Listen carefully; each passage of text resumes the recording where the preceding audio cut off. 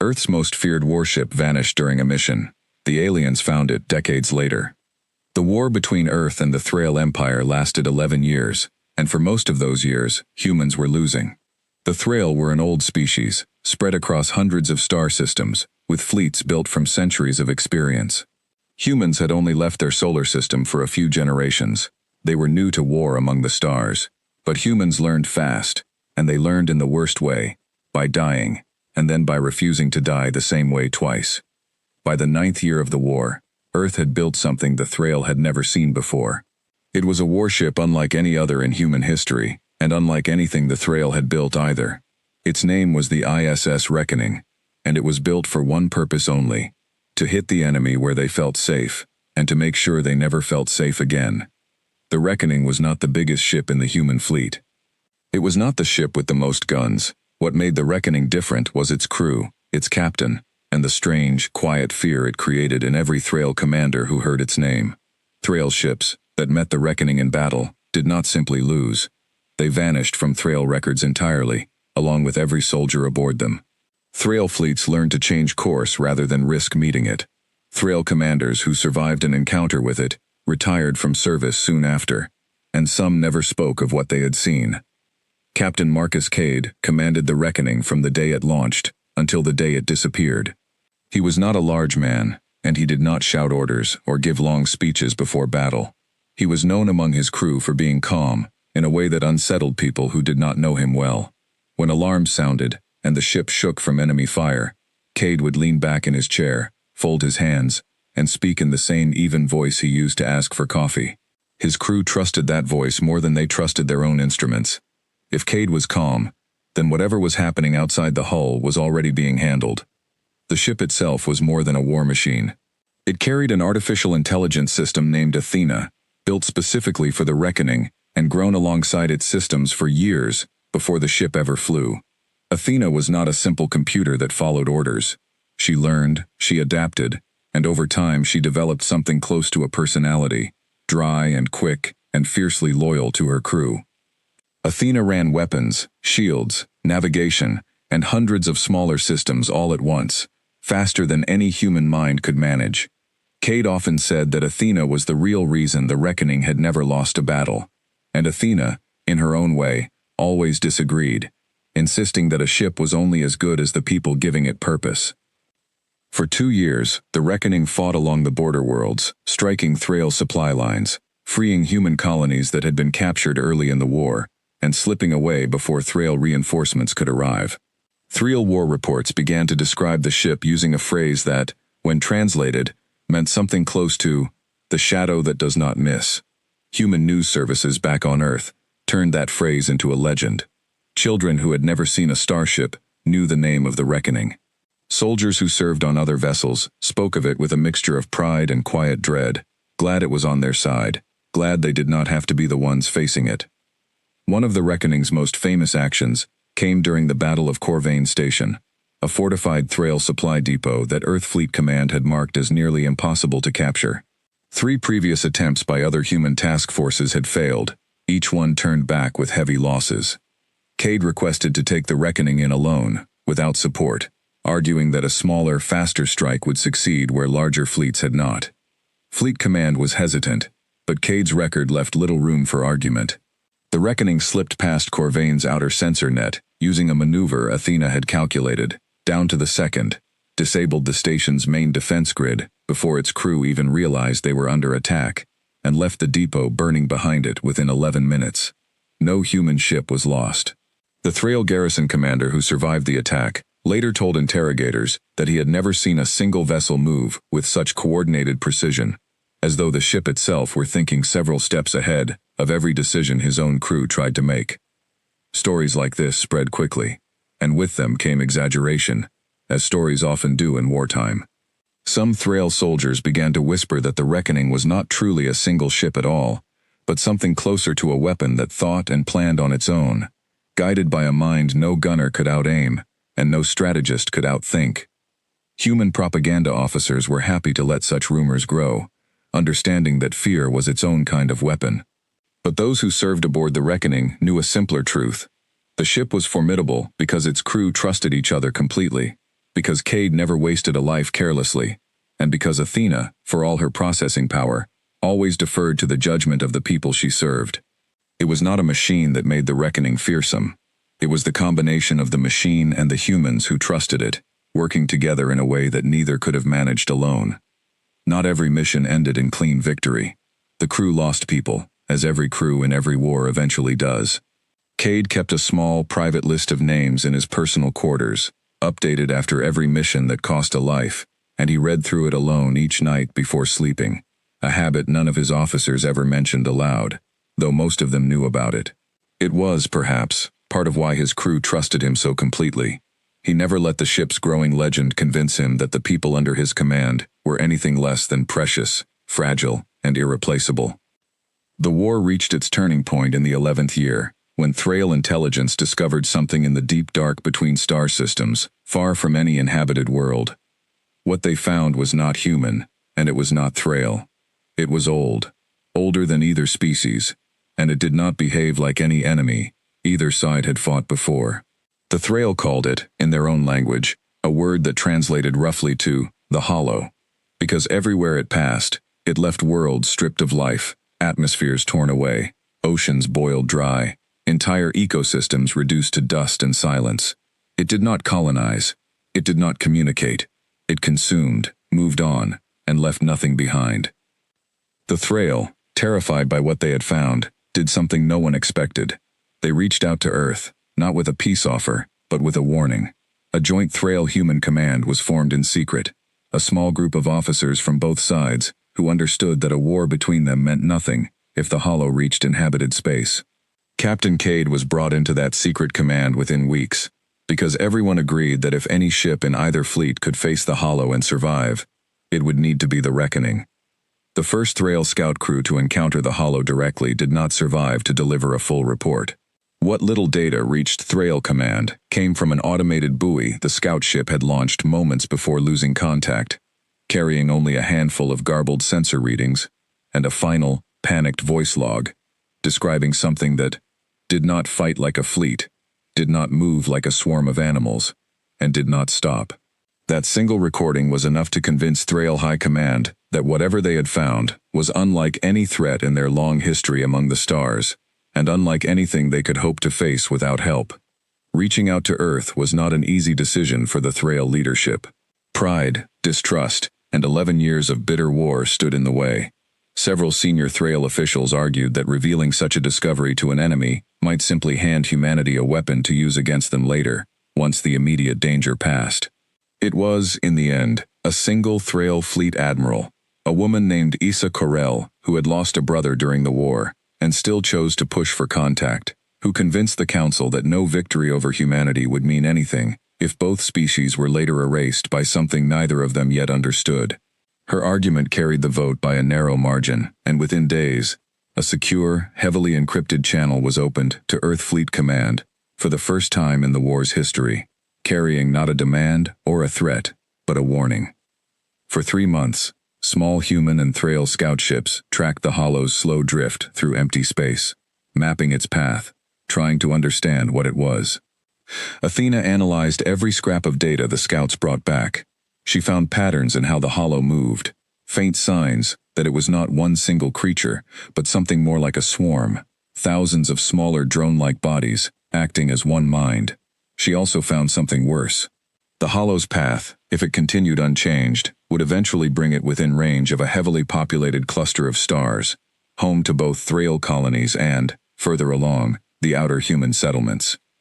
Cade brought this information to the Joint Command himself.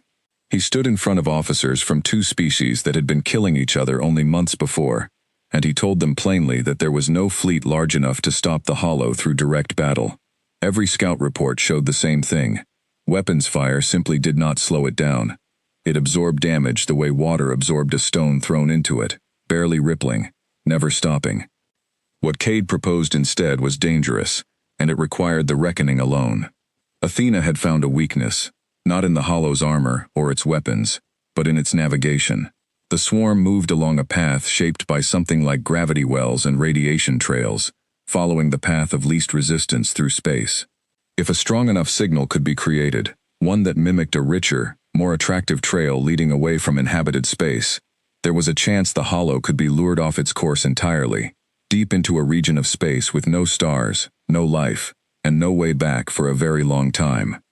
The plan required someone to fly close enough to the Hollow to plant that signal, and to keep flying, drawing the swarm further and further away, for as long as it took to be sure the lure would hold. No one expected the ship that did this to return. Cade did not tell his crew that when he asked for volunteers, he did not need to. Every single person aboard the Reckoning chose to stay. On the day the Reckoning left on its final mission, no public announcement was made. Earth's government did not want panic, and the Thrail Empire did not want to explain to its own people why it was trusting a human ship with the fate of a shared cluster of worlds. The Reckoning simply left its assigned patrol route and was never seen on any official record again. Officially, it was reported lost with all hands during a routine deep space engagement. Unofficially, a very small number of people on both sides knew the truth, and all of them were sworn to silence. For a while, the plan seemed to work. Scout ships tracked the Hollow's course, bending away from the inhabited cluster, following a new trail, exactly as Athena had predicted.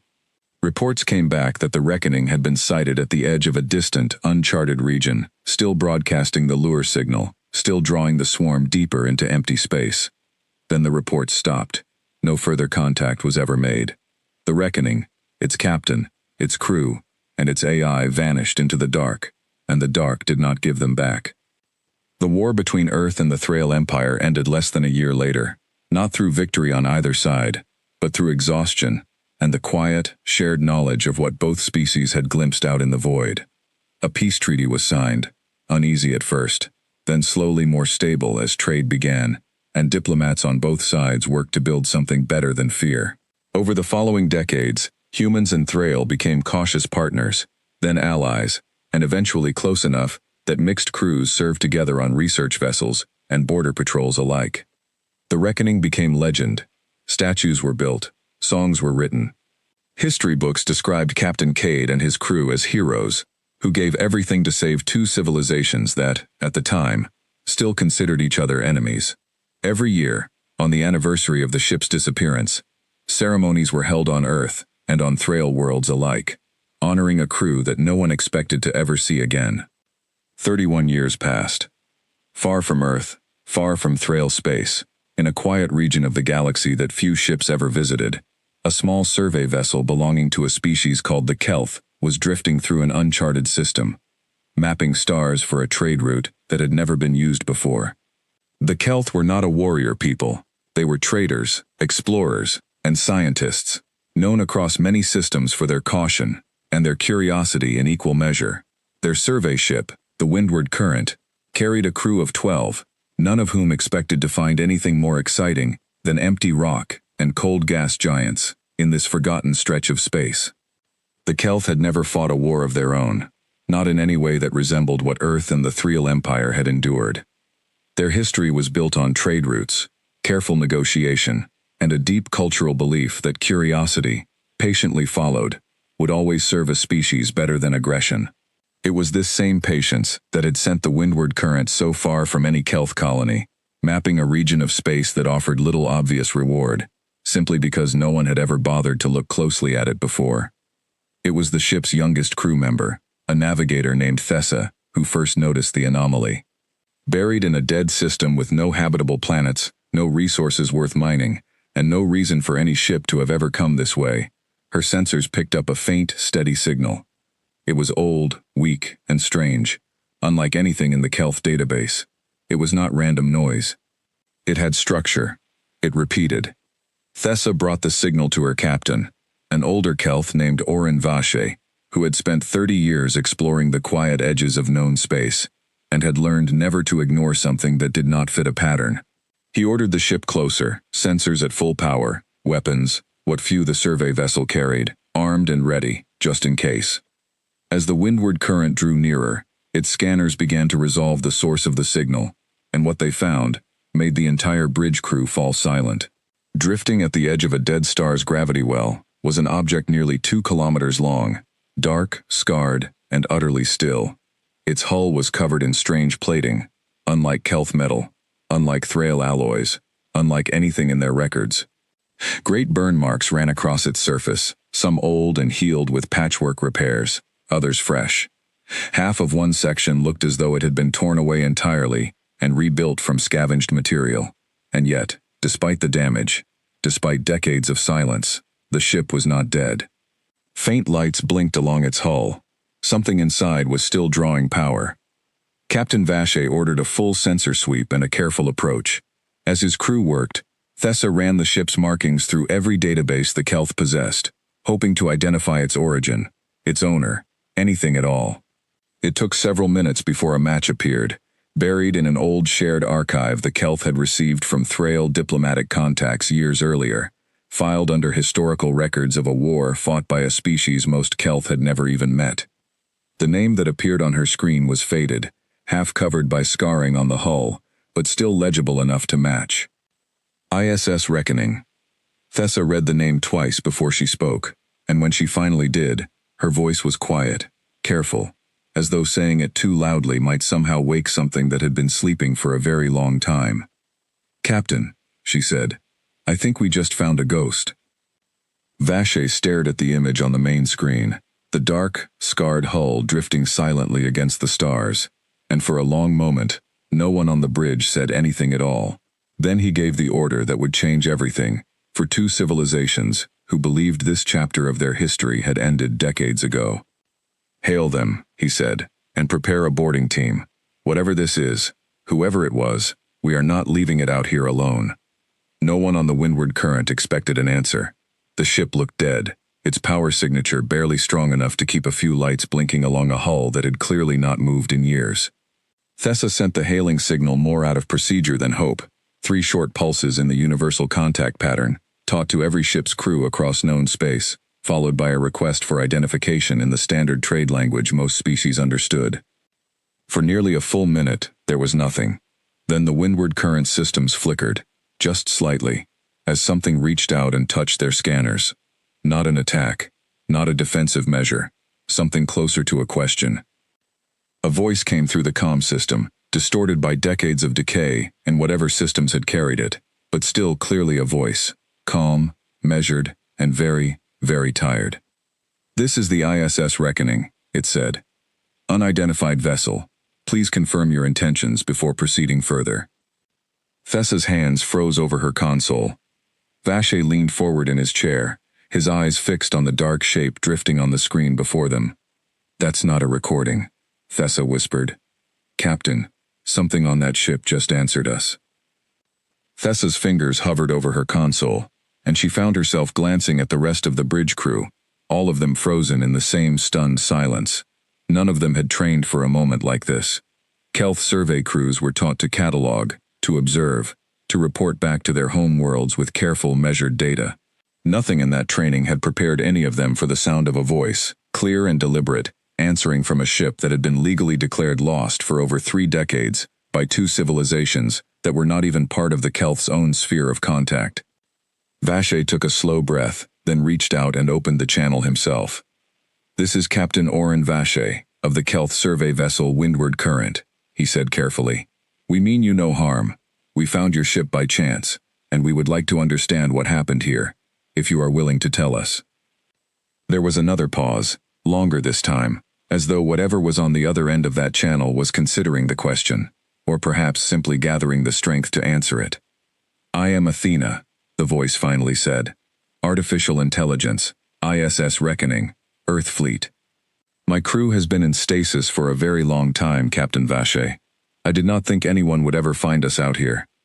Vache glanced at his crew, at the wide eyes and stunned silence filling the bridge around him, and then back at the screen, at the great, scarred shape of a ship that history had buried 31 years ago. "You're not alone anymore," he said quietly. "Tell us what happened." And far out in the cold dark, aboard a ship that 2 civilizations had mourned as lost for over 3 decades, something that had waited a very long time finally began, slowly, to answer. Captain Vache did not rush the boarding. Even with Athena's voice calm and steady over the comm channel, he knew better than to send his crew into an unknown ship without care. He ordered a small team, 5 Kelth in total, wearing full environmental suits, carrying only basic tools and a single armed escort, in case something aboard the Reckoning had gone wrong during 3 decades of silence. Thessa asked to join the team, and after a moment's thought, Vashi agreed. She had found the ship. She deserved to see what was inside it. Before the team departed, Vashi called Thessa aside privately, away from the rest of the group, preparing their suits near the airlock. "You found this ship," he said. "That earns you a place on this team, but it does not mean you have to go. Whatever is aboard that vessel, it has been alone in the dark for 31 years. There is no telling what state its systems, or its crew, might truly be in."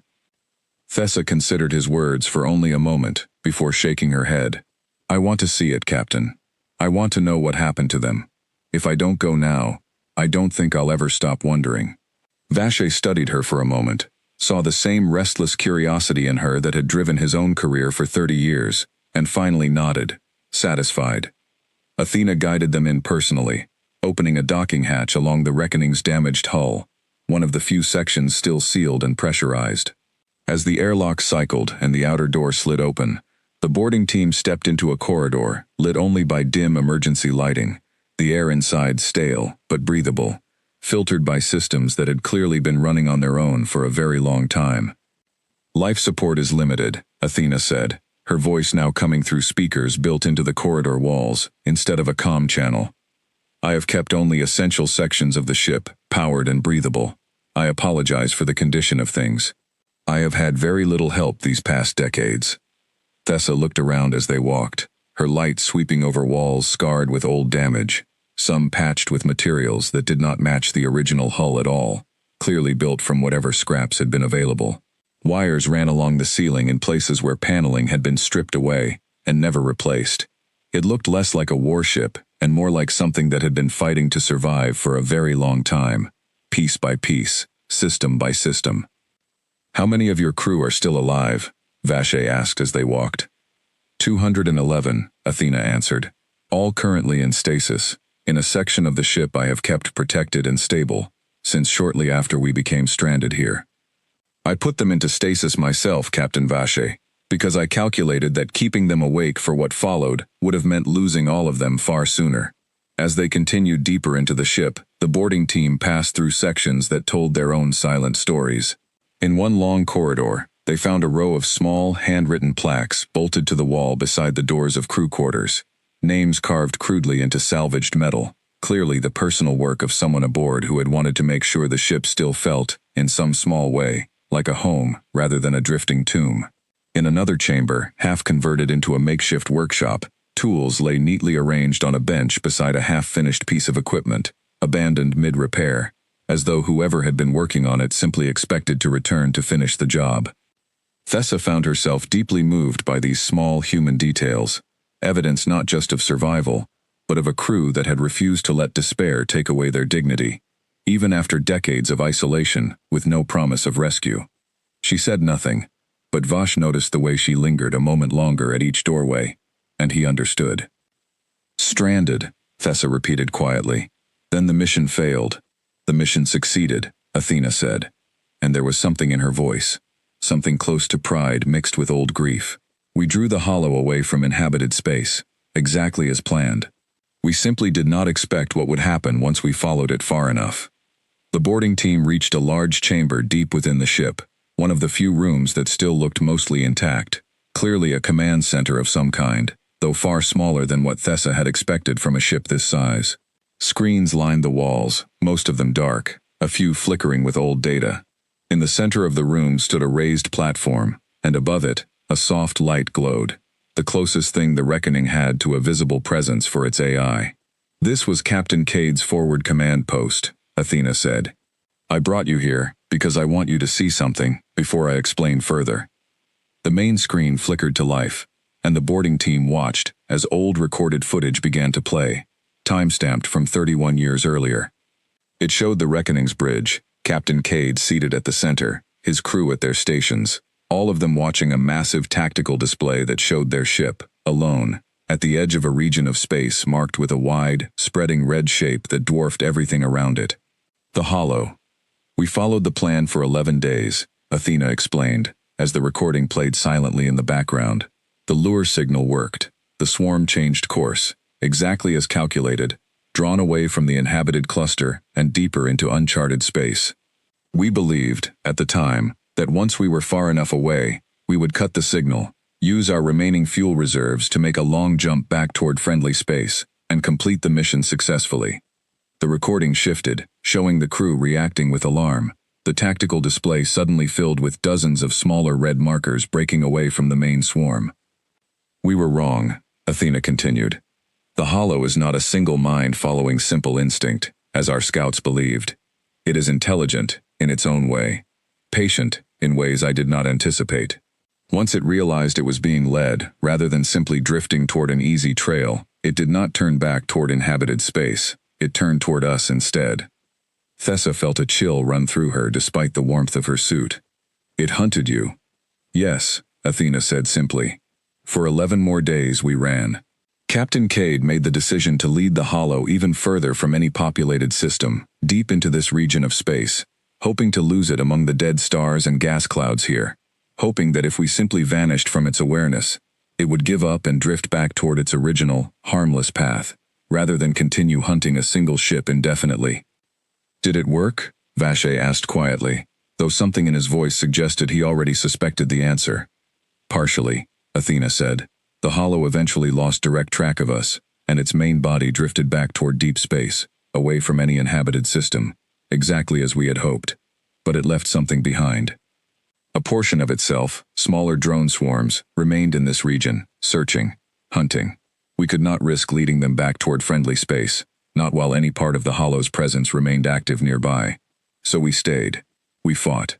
And over time, Captain Cade made the decision that we would not attempt to return until we were certain it was safe to do so."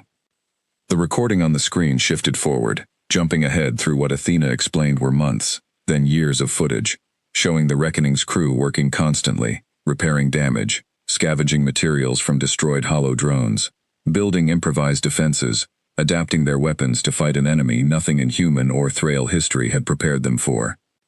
"For the first 6 years, we fought constantly," Athena said.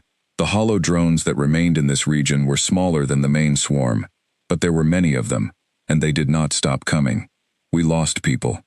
Not to the enemy directly, in most cases, but to the slow wear of endless combat, to equipment failures, to the simple, terrible math of trying to keep a ship running with no resupply, no reinforcements, and no way home." The recording continued to play, as Athena spoke, showing brief glimpses of life aboard the Reckoning during those years. Crew members repairing hull breaches in cramped, dark corridors. Engineers stripping parts from destroyed enemy drones to keep the ship's own systems running. Medical staff working with dwindling supplies to treat injuries that, back in friendly space, would have been simple to handle. Thessa watched a scene of the crew gathered together in what had clearly once been a dining hall, sharing a meal, on what a small overlay in the corner of the footage marked as the 5th anniversary of the mission's start. No one in the recording smiled easily, but they sat together, close, the way people do when they have decided, without needing to say it aloud, that they will face whatever comes as a family, rather than as strangers, thrown together by circumstance. "We rationed everything," Athena continued. "Food, power, even hope, in a sense. Captain Cade insisted on celebrating small anniversaries like this one, small victories, small moments of normal life, because he believed that a crew that forgot how to find joy, even briefly, in the middle of hardship, was a crew that would eventually stop fighting altogether. He was right, I believe. Morale mattered as much as any weapon we built." "And Captain Cade?" Thessa asked. There was a pause before Athena answered, and when she did, her voice had softened, carrying something that sounded almost like the memory of grief carefully contained. "Captain Cade commanded this ship for 19 years after we became stranded here. He made the decision, early on, to place the majority of the crew into rotating stasis, keeping only a small active crew awake at any given time, to conserve resources and reduce the strain of constant warfare on the people under his command. He served every rotation himself, refusing to spend more time in stasis than any other member of his crew. He believed a captain who slept through the hardest years while his people fought was no captain at all."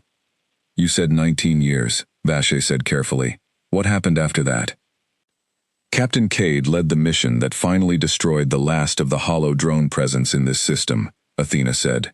"It took nearly 2 years to plan, using knowledge we had gathered from years of studying the enemy's behavior, weaknesses, and patterns. It worked. The immediate threat was eliminated. But the operation cost the captain his life, along with 31 members of his active crew. The screen showed the final moments of that recording. Cade standing on the bridge, addressing his crew before the mission began.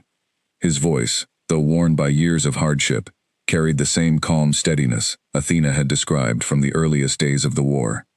"I will not pretend to you that this plan is without enormous risk," he told them, "but I have watched every one of you fight for years without complaint, without giving up, in a war that most of the galaxy will never know we fought. I believe in this crew more than I have ever believed in anything. Whatever happens today, know that it will not be for nothing." The recording ended there, the screen fading to black, and for a long moment, no one in the boarding party spoke. Thessa found her throat tight with an emotion she had not expected to feel toward a man from a species she had never even met before this day. "He knew," she said quietly. "He knew.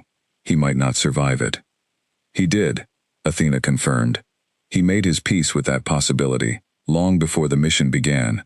It did not stop him from leading it himself, rather than sending others in his place. That was simply the kind of officer he was."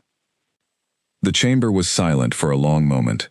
Thessa found herself staring at the dark screen, at the frozen image of Captain Cade's calm face from years earlier, and felt an unexpected weight settle over her chest. "I am sorry," she said quietly. "So am I," Athena replied. But his death was not wasted. With the last drones destroyed, I placed the remaining crew into stasis. All of them, myself included in function if not fully in awareness, to conserve what little remained of our resources, while we waited and hoped that someday, someone would find us and help us go home. I maintained minimal systems, kept records, monitored for any sign of the Hollow's main body returning, and waited. That was 12 years ago, Captain Vash. You are the first ship of any kind to come within range of our systems since then. Vache stepped closer to the platform where Athena's light glowed steadily above them, and though there was no true face to look at, he found himself addressing it directly, the way one might address another person rather than a machine. "Athena, I need to ask you something important, and I need an honest answer. Is there any remaining threat here? Anything that could endanger my ship, my crew, or anyone who comes to help you?" "The immediate threat in this system was eliminated years ago," Athena said. "But I must be honest with you, Captain Vache, because I believe honesty is the only fair response to the kindness you have shown by finding us at all. I do not know what became of the Hollow's main body after it drifted away from this region. I have had no way to track it, no long-range sensors capable of monitoring deep space beyond this system for over a decade. It is possible that it drifted harmlessly into the deep void and poses no further threat to anyone. It is also possible that it did not, and that somewhere, sometime, it may return to a path that brings it near inhabited space again."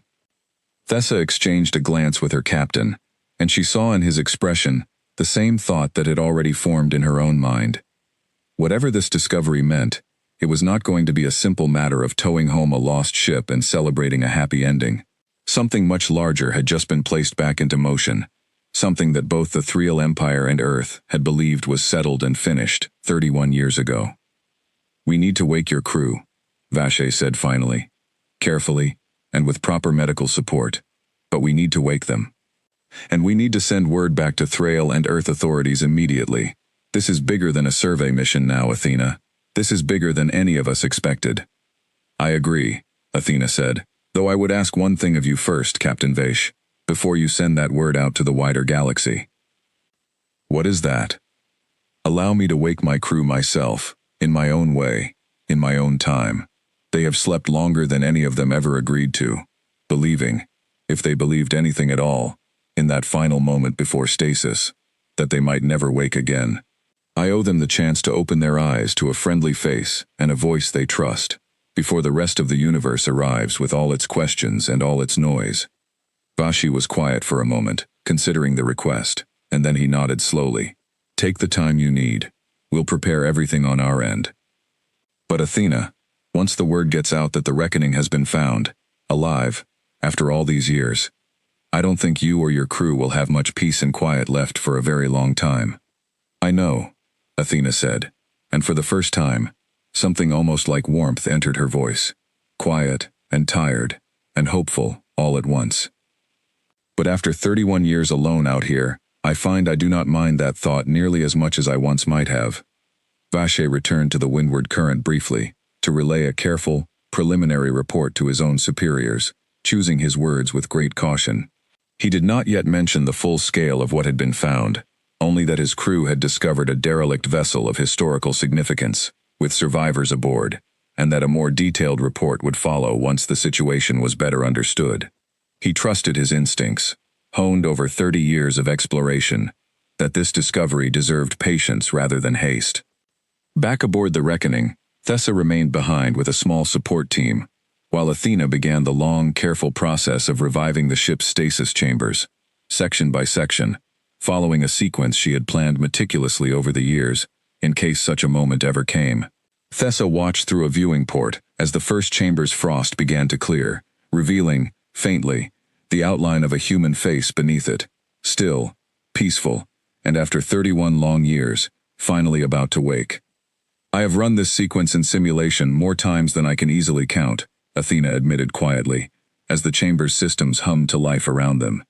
I did not truly believe I would ever have the chance to run it for real. Thank you, Thessa, for finding us. I do not think I can express adequately what that means, not just to me, but to every person about to open their eyes again after all this time. Thessa smiled beneath her suit's visor, watching the pod systems continue their careful work.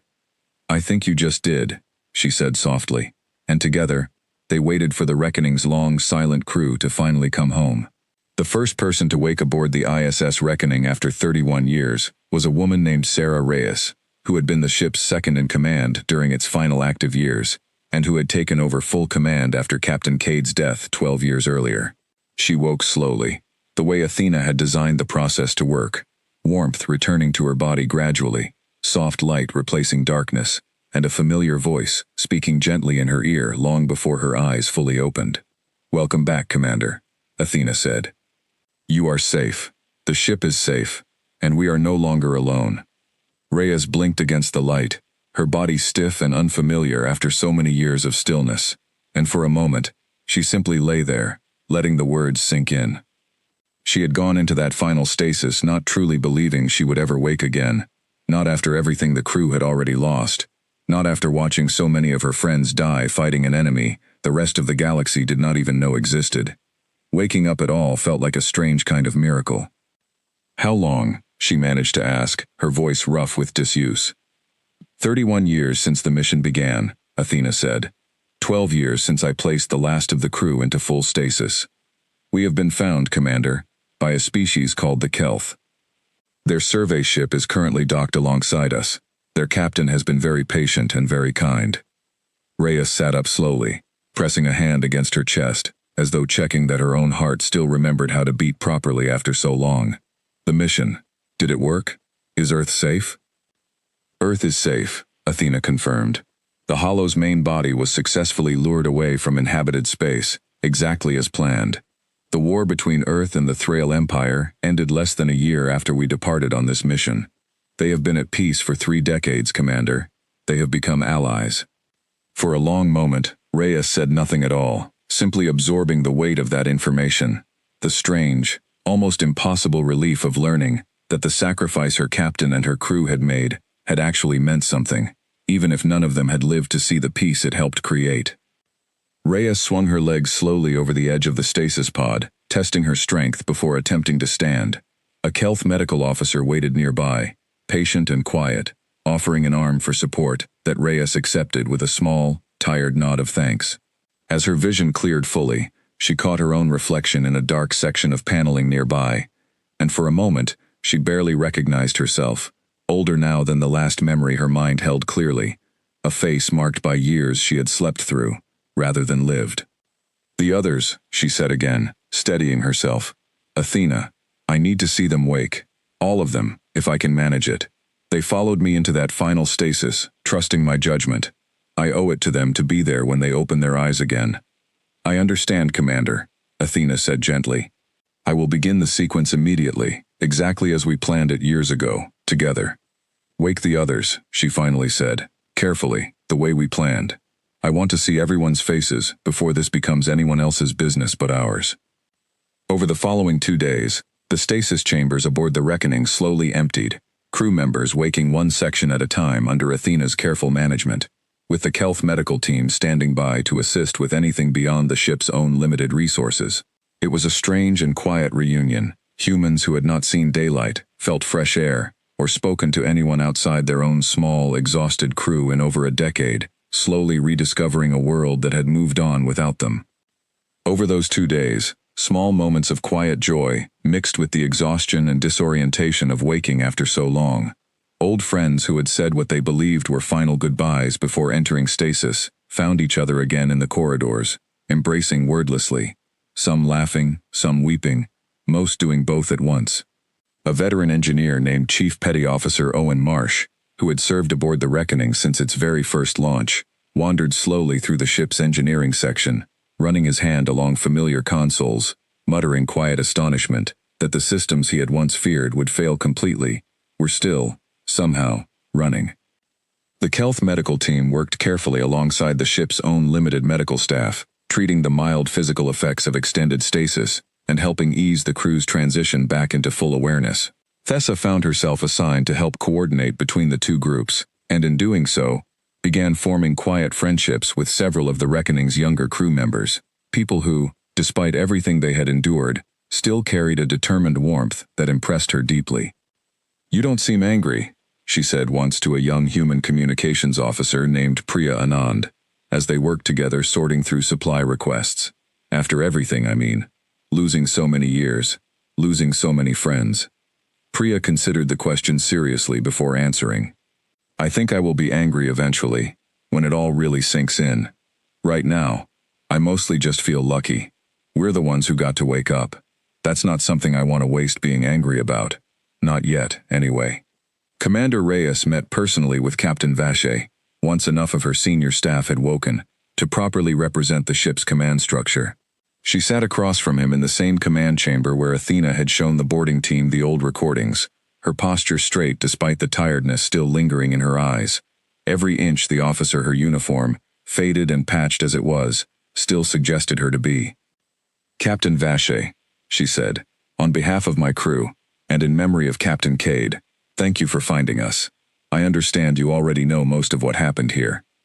"Athena has been very thorough," Vache said.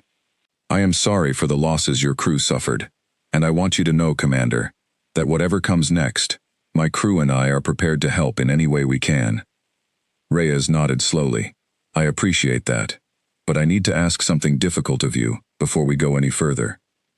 My crew and I have been isolated from the rest of the galaxy for 31 years. We do not know how the political situation between Earth and the Thrail Empire has developed since the peace treaty was signed.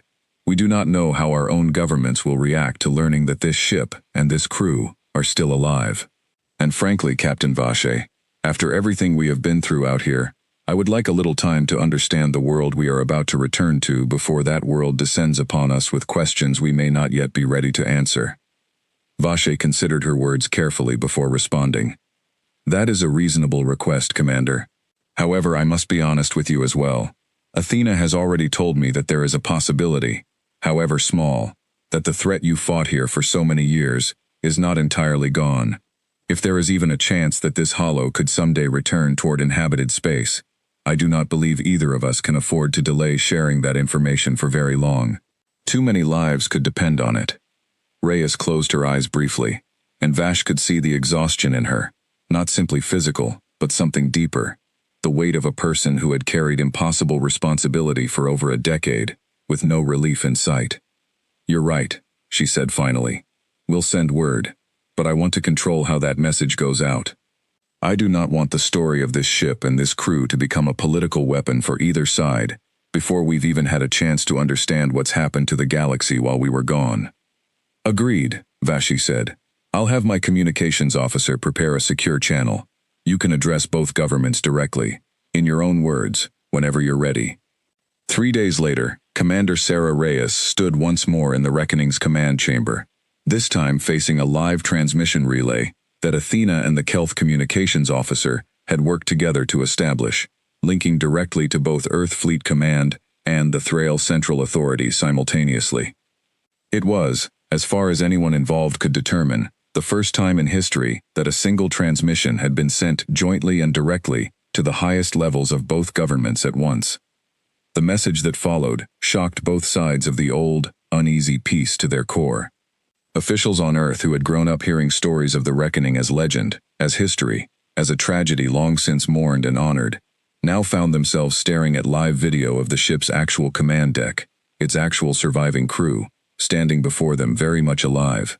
Thrail officials, many of whom remembered the war personally, some of whom had lost family members during the fighting that the reckoning's sacrifice had ultimately helped end, reacted with a mixture of disbelief, gratitude, and quiet unease at what this discovery might mean for the fragile trust that had been built between the two species over 3 decades. The reaction across both civilizations, once the news became public in the following days, was immediate and overwhelming.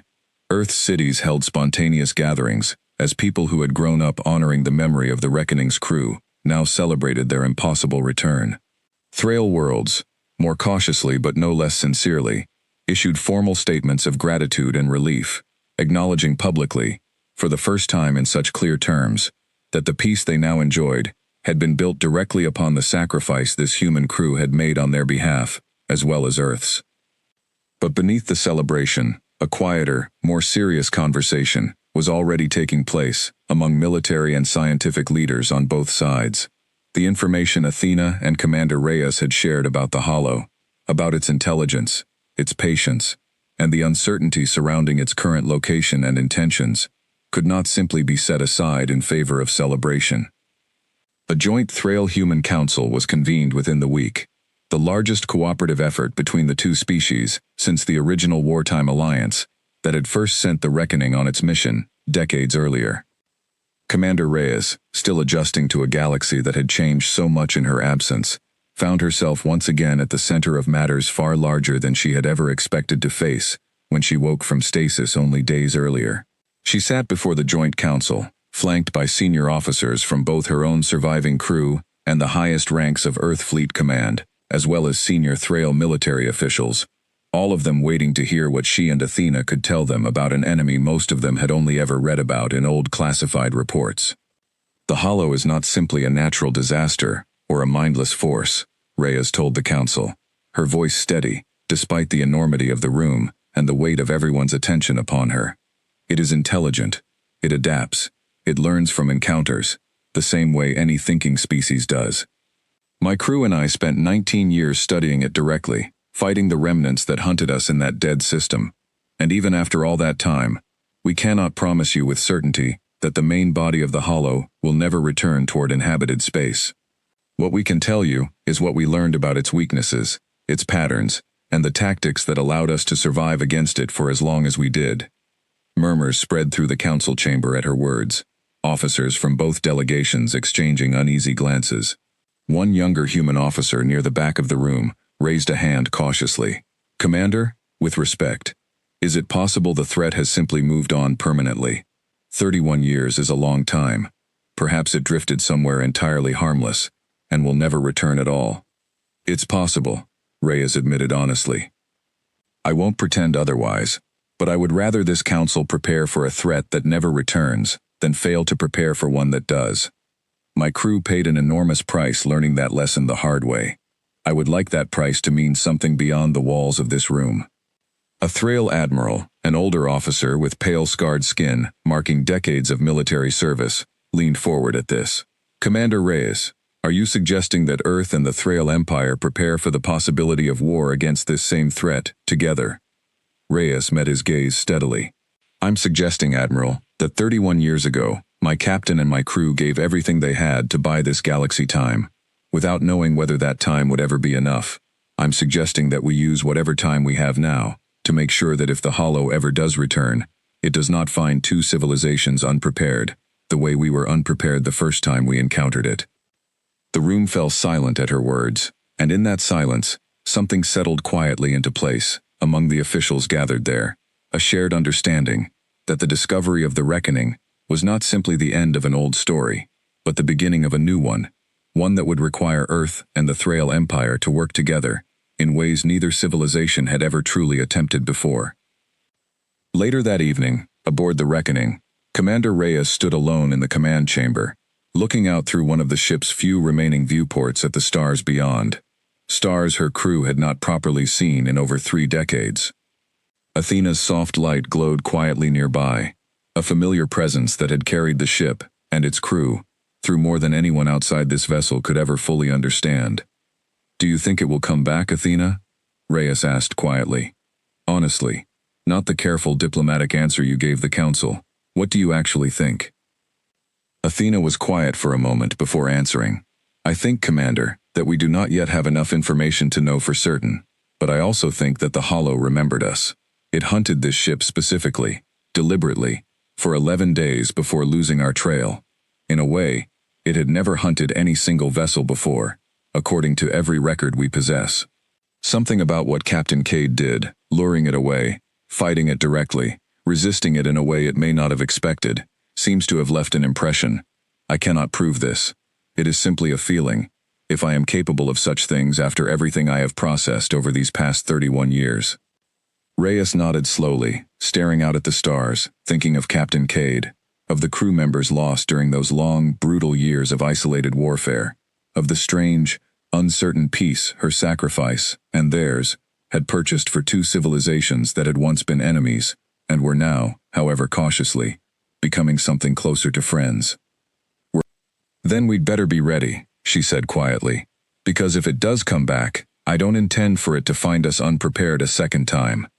Behind her, unseen but deeply felt, Athena's systems hummed quietly, with something that, after 31 long years alone in the dark, felt very much like purpose returning. In the weeks that followed, Reyes made a point of visiting the memorial wall that had quietly been assembled in one of the Reckoning's undamaged corridors, a simple plaque bearing the names of everyone lost during the ship's long isolation, added to slowly over the years, by whichever crew member happened to be on active duty at the time of each loss. She stood before it often, reading each name slowly, remembering faces that would never grow any older than the day they had died so far from home.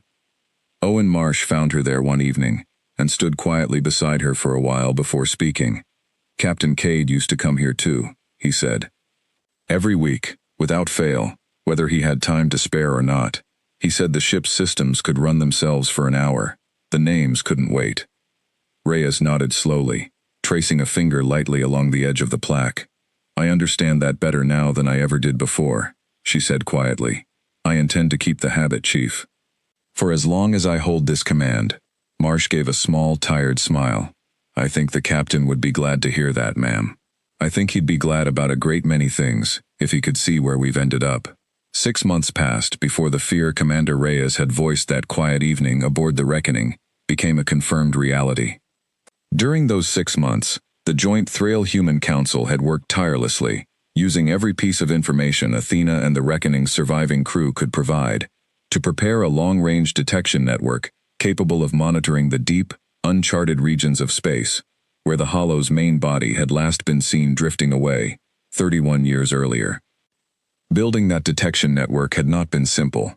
Thrail engineers favored gravity wave sensors capable of detecting mass movement across vast distances, technology refined over centuries of careful development. Human engineers, working from a shorter but more aggressive history of rapid innovation, had pushed hard in recent decades on long-range radiation mapping, a method the Thrail had considered promising but never fully pursued. Neither approach alone had proven reliable enough to track something as strange as the Hollow across such enormous distances. It was only when the 2 teams, initially skeptical of each other's methods, were forced by the Joint Council to work directly together that a breakthrough finally emerged, a hybrid detection array, combining both technologies in ways neither species had attempted before. The chief human engineer on the project, a stubborn, brilliant woman named Dr. Elena Marsh, who happened to be Owen Marsh's younger sister, clashed repeatedly during the early months with her Thrail counterpart, a meticulous researcher named Dovin Cressa, over methodology and priorities. Their arguments became something of a running joke among the joint engineering staff, loud, passionate, and utterly relentless, right up until the night they finally solved the calibration problem that had been holding the array back.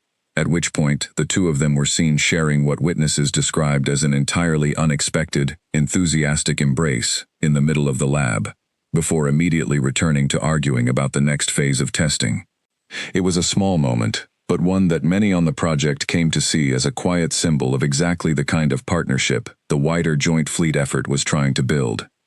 It was a Thrail deep space listening post, positioned at the very edge of mapped territory, that first picked up the signs. Faint, at first, easy to dismiss as background radiation or sensor error. But the pattern matched too closely to the data the Reckoning's crew had painstakingly documented over their 19 years of direct study. Something enormous was moving again, slowly, deliberately, on a course that, if it continued unchanged, would bring it toward the very cluster of stars it had been lured away from 3 decades before. The news reached the Joint Council within hours, and from there, reached Commander Reyes, aboard the Reckoning, almost immediately after. She read the report twice, standing in the same command chamber where she had spoken with Athena so many months earlier, and felt a strange, cold calm settle over her, the same calm she remembered Captain Cade wearing so easily during the ship's hardest battles. "It's moving," she said quietly, more to herself than to anyone else in the room. "After all these years, I have confirmed the readings against our own historical data," Athena said. "The pattern, the speed, even the subtle irregularities in its course, all of it matches what we recorded during our final years of direct engagement. Commander, I believe this is the same entity we fought here, or at least a significant portion of it. It is no longer drifting randomly. It is moving with purpose, on a heading that will bring it within range of Thrail colonies within approximately 14 months, and within range of human outer settlements roughly 4 months after that." Reyes closed her eyes briefly, feeling the weight of that timeline settle over her shoulders. 14 months. It sounded like a long time, until she remembered that it had taken the Reckoning's crew years simply to understand how to survive a single encounter with even a fragment of this enemy, let alone prepare an entire 2-species defense against its full strength. "Then we don't have any time to waste," she said. "Contact the Council. Tell them everything. And Athena, I want every piece of tactical data we gathered over those 19 years, compiled and ready to share immediately. Every weakness, every pattern, every mistake we made, and every lesson it cost us. If we're going to face this thing again, I am not going to let anyone else pay the price we already paid to learn how." What followed was the largest joint military mobilization in the history of relations between Earth and the Thrail Empire. Fleets that had spent decades operating separately, along cautious, carefully negotiated borders, now began coordinating directly for the first time, sharing technology, tactics, and personnel in ways that would have seemed impossible only a year earlier. Human shipyards worked around the clock, incorporating weapon designs adapted from the Reckoning's own hard-won modifications, systems the ship's crew had developed out of desperate necessity during their years trapped in that dead system. Thrail engineers, working alongside human counterparts for the first time in genuine sustained cooperation, contributed their own deep knowledge of long-range detection and defensive shielding, technology that had advanced considerably during the decades of peace. Not everyone welcomed the sudden pace of cooperation with equal enthusiasm. On both sides, there remained officials who had spent their careers viewing the other civilization with suspicion, and who found the rapid pace of integration unsettling, even in the face of a shared threat. A vocal faction within Earth Fleet Command argued that human forces should maintain independent command structures rather than fully integrating with Thrail formations, citing concerns about divided loyalty and unfamiliar tactics. A similar faction among Thrail military leadership expressed quiet unease at placing so much operational trust in a species they had been at war with only 3 decades earlier. It was, in the end, the direct testimony of the Reckoning's surviving crew that did more than any diplomatic argument to ease these tensions. When officers who had fought and bled and lost friends for decades stood before skeptical councils and spoke plainly about the cost of facing the Hollow without full cooperation, even the most stubborn critics found it difficult to maintain their objections. Commander Reyes herself testified before Earth Fleet Command's Oversight Committee, describing in unflinching detail the years of losses her crew had suffered while isolated and unsupported, and closing her testimony with a simple, direct request. "I am asking you not to make the same mistake alone that we once had no choice but to make." We did not have allies out there. You do. Please do not waste that. The committee's objections quieted considerably after that testimony, and within weeks, full integration proceeded across both fleets without further significant resistance. Commander Reyes found herself, somewhat to her own surprise, appointed as one of the lead tactical advisors for the entire joint defense effort, her authority coming not from rank or politics, but from the simple, undeniable fact that she and her crew were the only people in either civilization who had actually fought this enemy directly and survived.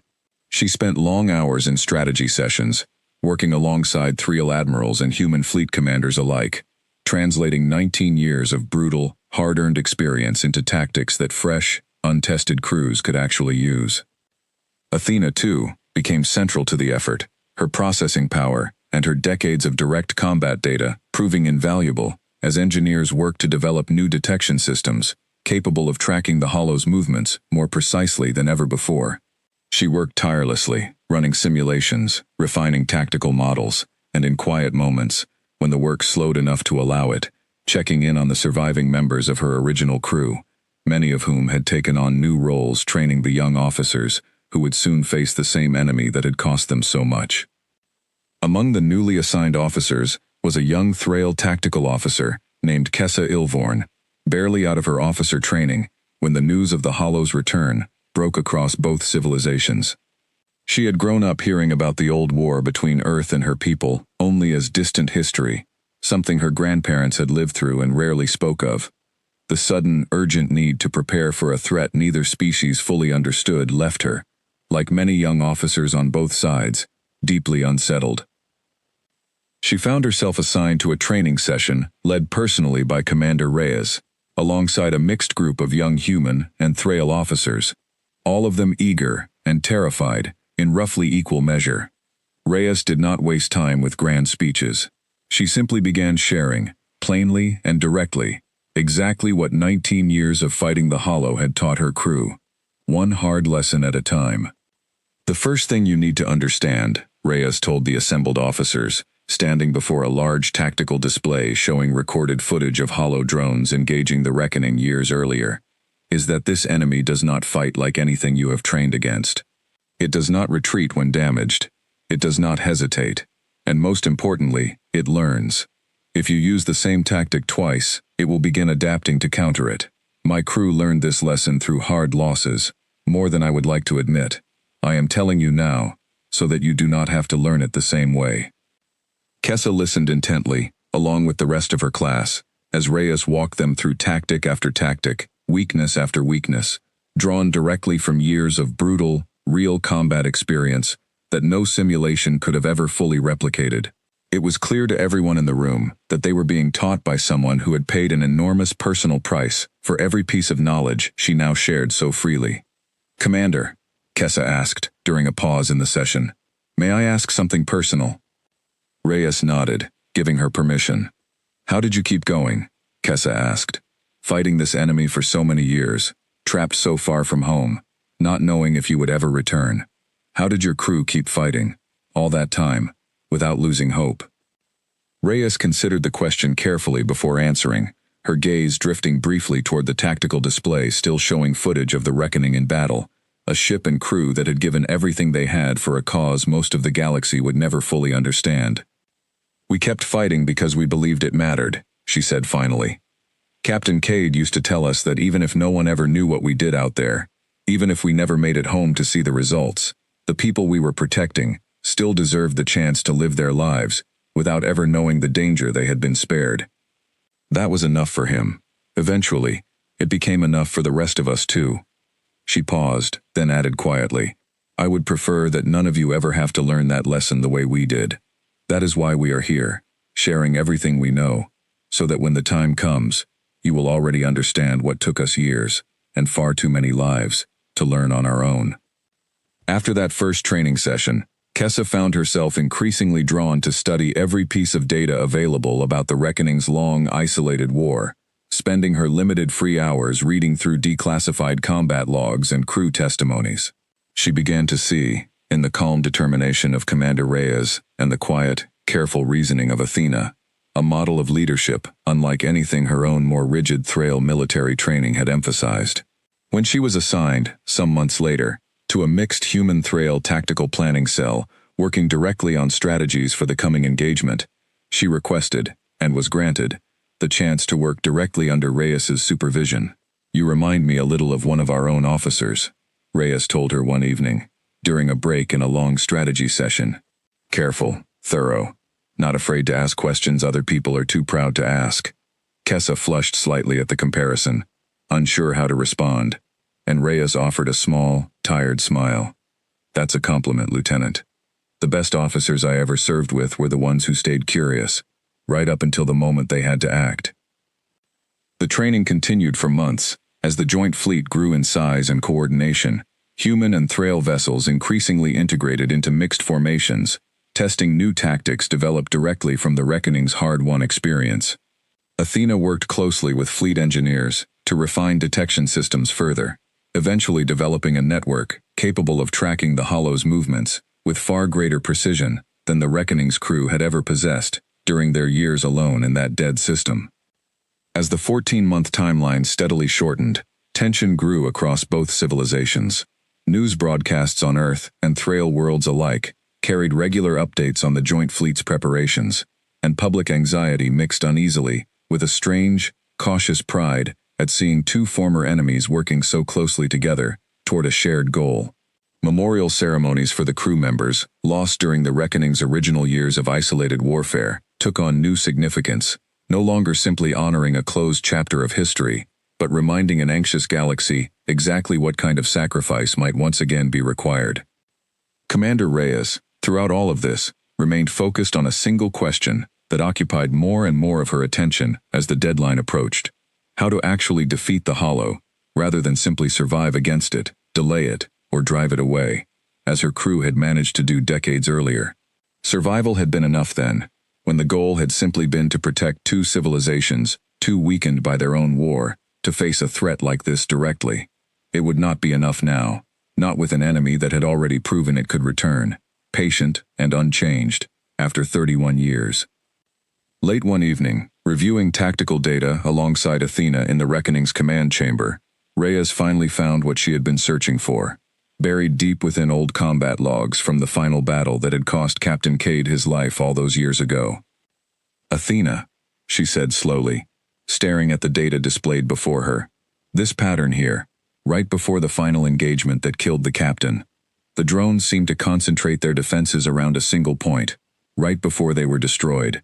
We assumed at the time it was simply a tactical formation. But what if it wasn't?" Athena analyzed the data carefully, cross-referencing it against every other engagement recorded during their years of fighting. "You believe this indicates some form of central control point," she said slowly. "A core of some kind, that the swarm instinctively protects." "Exactly," Reyes said, a spark of something close to hope entering her voice for the first time in months. Captain Cade's final mission wasn't just about destroying as many drones as possible. I think, without fully realizing it, he was closing in on something far more important. If we can find and destroy whatever this core is, wherever it might be hidden within the Hollow's main structure, we might not just survive this encounter, Athena. We might actually be able to end this threat, permanently, once and for all. Athena was quiet for a long moment, processing the implications of what Reyes had just proposed, before finally responding, her voice carrying a note of cautious, hard-earned hope that had been largely absent during the long, difficult years since the Reckoning first became stranded so far from home. "Then, Commander," she said, "I believe it is time we shared this theory with the Joint Council and began preparing a plan worthy of the sacrifice Captain Cade and so many others already made to bring us this far. If there is a core, and if we can reach it, then perhaps, after 31 years, we can finally finish what this ship's crew first set out to do." The Joint Council received the strike team's proposal 3 days later, presented jointly by Commander Reyes and Athena. Supported by detailed simulations Dr. Marsh and Dovin Cressa's engineering teams had rapidly assembled once given access to the theory. Not every officer in the room was immediately convinced. A cautious Thrail strategist named General Yorvin Thass raised the strongest objection, warning that committing to a single high-risk strike, aimed at an unproven target, could leave the wider fleet dangerously exposed, if the theory proved wrong. "I understand the risk, General," Reyes said, standing firm before the council. "But I have spent 19 years learning this enemy's patterns, from far closer than anyone in this room. Captain Cade did not die randomly during that final battle. Every instinct I have, backed now by data we have re-examined a dozen times over, tells me he was closer to ending this than any of us ever realized. I am asking this council to trust that instinct, the same way my crew trusted it for 19 years in the dark, with no one else to rely on." The vote that followed was not unanimous, but it passed with enough support to move forward, and preparation for what would become the largest coordinated engagement in either civilization's history began in earnest. Kessa, assigned to help refine the strike group's approach vectors alongside Athena, found herself working late into countless nights in the weeks that followed, running simulation after simulation, searching for any flaw in the plan before it would be tested for real, against an enemy that would not offer a second chance if they were wrong. Outside the Reckoning's scarred hull, the stars continued their slow, silent turning, indifferent to the plans forming within, unaware that somewhere in the deep, uncharted dark, an ancient and terrible enemy continued its patient, deliberate approach, carrying with it a reckoning of its own that neither Earth nor the Thrail Empire would be able to avoid for very much longer. The joint fleet gathered at the edge of Thrail space, 11 months after the Hollow was first detected moving again, the largest combined military force either civilization had ever assembled. Human battleships flew in formation alongside Thrail cruisers, their once separate command structures now woven together through months of shared training and hard-won trust. At the center of the formation, scarred but fully repaired, flew the ISS Reckoning, its hull rebuilt with a mixture of human and Thrail technology. Its crew, both original survivors and newly assigned replacements, ready for a battle none of them fully knew how to predict. Commander Sarah Reyes stood on the Reckoning's bridge, watching the tactical display as the full might of two civilizations arranged itself around her ship. It felt strange, she thought, to command from the center of such an enormous force, after so many years spent commanding a single, isolated vessel, fighting a private, unseen war, far from anyone's knowledge or support. She glanced toward the soft, glowing light that marked Athena's presence nearby, and felt a small measure of comfort in the fact that, whatever came next, she would not be facing it as alone as she once had. "Report," she said quietly. "The Hollow's main body will enter effective engagement range within the hour," Athena replied. "Long-range scans confirm the structure matches our historical data closely, though it has grown significantly larger during the past 3 decades. Current estimates suggest its mass has increased by nearly 40% since our last direct encounter." Reyes absorbed this information calmly, the same way Captain Cade had once absorbed even the worst news during the ship's hardest battles. "And the core theory? Any updates from the sensor teams?" "Thrail long-range scanning has identified a dense concentration point near the structure's center, consistent with our predictions," Athena confirmed. "It is heavily protected, surrounded by the greatest concentration of drone activity we have detected in any of our readings. Reaching it will not be simple, Commander." "It never was going to be," Reyes said. "Signal the fleet. Begin final approach. Exactly as planned." The plan itself had been developed over months of careful preparation, combining human aggression and adaptability, with Thrail precision and advanced shielding technology, all built around the tactical lessons the Reckoning's crew had paid for so dearly over their 19 years of isolated warfare. The joint fleet would engage the Hollow's outer drone swarms directly, drawing its attention and dividing its focus, while a smaller, specially prepared strike group, led by the Reckoning itself, would attempt to punch through toward the suspected core, using detailed knowledge of the enemy's defensive patterns that no other ship in either fleet possessed. As the fleet closed the final distance, the Hollow came fully into view, on every tactical display across the combined force, and even officers who had spent months preparing for this moment found themselves briefly stunned by the sheer, overwhelming scale of what they now faced. It stretched across an enormous span of space, a vast, shifting mass of drone bodies moving together with unsettling, coordinated purpose, dark against the stars, radiating a strange, cold energy that human and Thrail sensors alike struggled to fully interpret. Kessa Ilvorn, now serving as tactical officer aboard a Thrail cruiser positioned within the main engagement fleet, stared at the display before her hands steady despite the fear she could feel building in her chest. She thought briefly of the training sessions months earlier, of Commander Reyes's calm, steady voice, explaining lessons paid for in blood, and found a measure of courage in the memory. Beside her, the cruiser's human liaison officer, a young lieutenant named Dax Coleman, checked his own instruments one final time.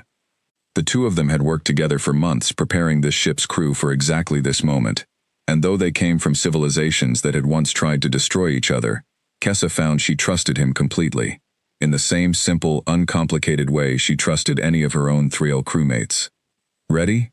he asked quietly. "No," Kessa admitted, "but I don't think anyone truly is, for something like this. Let's do the job anyway." "All ships," came Reyes's voice over the joint fleet's shared communication channel, calm and steady, carrying easily across every bridge in the massive formation. "This is Commander Reyes, aboard the Reckoning. Many of you have trained for this moment for months. Some of us have been fighting this enemy for decades. Whatever your history, whatever brought you here today, know this. We do not fight this battle for glory, and we do not fight it alone. We fight it together, for every world, every family, and every person who will never know how close they came to losing everything. If we succeed today, hold your formations, trust your training, and let's finish what this ship's original crew started 31 years ago." The battle began moments later, as the outer edges of the joint fleet made contact with the Hollow's leading drone swarms.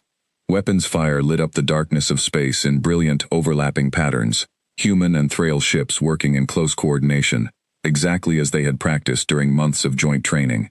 The Hollow's drones responded exactly as the Reckoning's old combat data had predicted, absorbing damage with unsettling resilience before beginning to adapt, shifting their attack patterns in response to the tactics being used against them.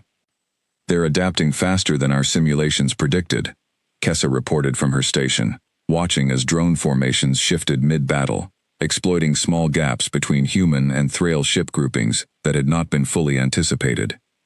"Understood," came the response from Fleet Command. "All ships, tighten formation spacing, exactly as outlined in Contingency Plan 3. Across the vast battle now unfolding, thousands of individual engagements played out simultaneously, human pilots and Thrail crews working side by side, in ways that would have seemed impossible only a few years earlier, drawing on tactics born directly from decades of hard, isolated experience aboard a single ship that had once fought this exact enemy entirely alone. Slowly, gradually, the joint fleet's coordinated pressure began to tell, drone formations breaking apart under sustained, adaptive attack, their numbers thinning as the battle stretched onward. Meanwhile, at the heart of the engagement, the Reckoning led its specially prepared strike group directly toward the Hollow's suspected core, cutting through weakened points in the drone formation that the wider battle had helped create. Commander Reyes watched the tactical display closely, her expression calm but focused, every lesson from 19 years of hard combat experience guiding her decisions in real time. "We're approaching the dense concentration point," Athena reported. "Drone density here far exceeds anything we encountered previously, Commander. This will not be an easy approach." "It never was going to be easy," Reyes said again, echoing her earlier words. "All ships in strike formation, focus fire exactly as briefed. We punch through together, or we don't punch through at all." The strike group pressed forward, weapons blazing, shields straining under concentrated drone fire, far heavier than anything the wider fleet battle had produced. Ships took damage, some critical, as the group fought its way deeper into the densest part of the Hollow's structure, every meter gained coming at real, measurable cost. Reyes felt the ship shudder around her as the Reckoning itself absorbed heavy fire, old scars from decades of previous battles, joined now by fresh damage from this newest, most dangerous engagement yet. "Core signature confirmed," Athena finally reported, her voice carrying a note of controlled urgency. "Directly ahead, Commander. Heavily defended, but within range of our primary weapon systems within 90 seconds at current approach speed." "Then let's not waste any of those 90 seconds, Reyes said. "All strike ships, concentrate fire on my mark, exactly as planned. We only get one real chance at this." The final 90 seconds of the approach felt, to everyone aboard the strike group, like the longest of the entire battle. Drone fire intensified as the Hollow's remaining defenses recognized the growing threat to its core, and redirected everything it could towards stopping the small, determined group of ships now closing in on the one weakness the Reckoning's crew had spent decades and enormous sacrifice discovering. "Mark," Reyes said finally, her voice steady despite the chaos surrounding her ship. Every weapon in the strike group fired simultaneously, a concentrated burst of coordinated firepower built from months of careful joint planning and decades of hard-earned tactical knowledge, directed precisely at the dense, glowing structure Athena's scans had identified as the Hollow's core. For a long, tense moment, nothing seemed to happen. The massive structure absorbing the impact, the way it had absorbed so much damage before. Then, slowly, something began to change. Across the entire battlefield, drone formations that had been fighting with coordinated, adaptive precision suddenly faltered, their movements becoming erratic, disorganized, as though some central guiding presence had suddenly been disrupted. Kessa, watching from her station aboard the wider fleet engagement, saw the shift immediately. "Commander Reyes, drone coordination is breaking down across the entire formation," she reported urgently to Fleet Command. "Whatever the strike group did, it's working." Aboard the Reckoning, Reyes watched the same shift unfold on her own tactical display, a fierce, cautious hope rising in her chest as decades of sacrifice, planning, and hard-earned knowledge finally began to pay off in front of her eyes. "Athena, status on the core," she said. "Severely damaged, Commander, though not yet fully destroyed," Athena reported. "However, its control over the wider drone swarm appears to be failing rapidly. I recommend a second, sustained strike to finish what we started, while its defenses remain disrupted." "Do it," Reyes said. "All strike ships, second firing pass, immediately." The strike group pressed its advantage, weapons fire concentrating once more on the weakened core, as the wider drone swarm, no longer coordinated with the same terrible precision that had made the Hollow such an overwhelming threat, began to break apart under the sustained pressure of the joint fleet's continued assault. Slowly, painstakingly, ship by ship and drone by drone, the tide of the battle turned fully in the joint fleet's favor. The final destruction of the Hollow's core came nearly 20 minutes later, a bright, sudden flash of released energy that rippled outward across the battlefield, and in its wake, the remaining drone swarms, no longer guided by any central intelligence, drifted into inert, harmless debris, their long, terrible threat finally, truly ended, after decades of fear and sacrifice on both sides of a hard-won peace. Aboard the Reckoning, the bridge fell into a stunned, exhausted silence as the tactical display confirmed what everyone aboard had hoped for, but scarcely dared to believe possible. Commander Reyes sank back into her chair, feeling the enormous weight of the past 31 years settle over her all at once. Grief and relief, and something close to disbelief, all mixing together in a way she found difficult to fully process. "Athena," she said quietly. "Confirm it, please." "Confirmed, Commander," Athena said, her own voice carrying an unmistakable note of quiet, hard-earned relief. "The Hollow's central intelligence has been destroyed. Remaining drone activity across the battlefield has ceased entirely. The threat that took Captain Cade's life, and the lives of so many members of our original crew, has finally been ended." Reyes closed her eyes briefly, thinking of Cade, of the crew members lost during those long, isolated years of fighting, of everyone who had given everything they had to bring the galaxy to this single, hard-won moment. "Then it's over," she said softly. "After 31 years, it's finally over." News of the joint fleet's victory spread across both civilizations within hours, met with celebrations that dwarfed even the reaction to the Reckoning's initial rediscovery a year earlier. Earth and the Thrail Empire, once bitter enemies locked in a brutal war, had now stood together, fought together, and won together, against a threat that neither civilization could ever have defeated alone. The old wounds of their earlier conflict, already softened by decades of careful peace, finally began to heal in earnest, replaced by a genuine, hard-earned alliance built on shared sacrifice and mutual respect. The ISS Reckoning returned to Earth for the first time in over 3 decades, greeted by crowds larger than any homecoming in human history, its scarred, rebuilt hull a testament to everything its crew had endured and ultimately overcome.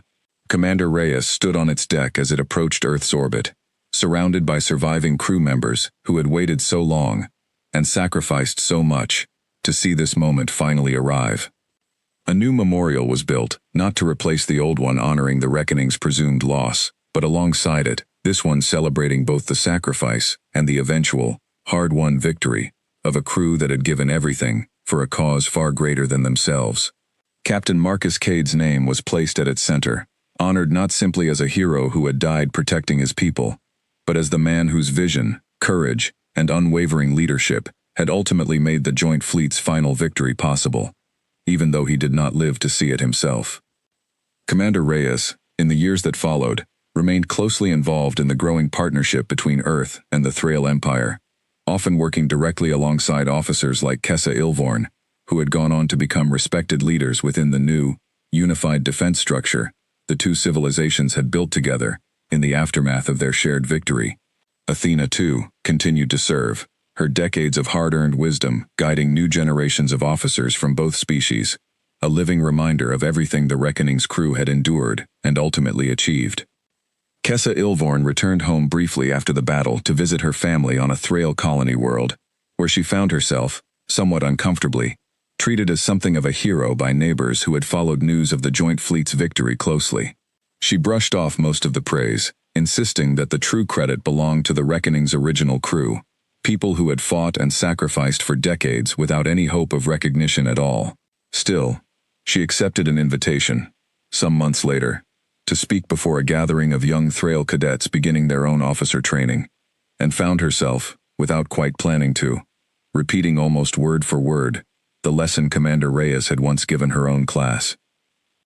The Hollow taught us that fear shared honestly between two peoples can become something stronger than either side could build alone, she told the young cadets. I hope none of you ever have to face a threat like it again. But if you do, I hope you remember that you do not have to face it alone, the way one crew once did for far too many years.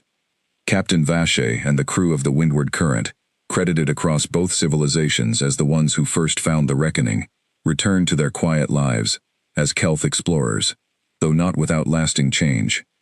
Thessa, in particular, remained in close contact with several of the Reckoning's crew for years afterward, and eventually helped establish a small Kelth liaison office dedicated to strengthening ties between her own peaceful, curious people and the two determined, battle-tested civilizations she had stumbled into contact with, almost by accident, simply by refusing to ignore a strange signal in an empty, forgotten system.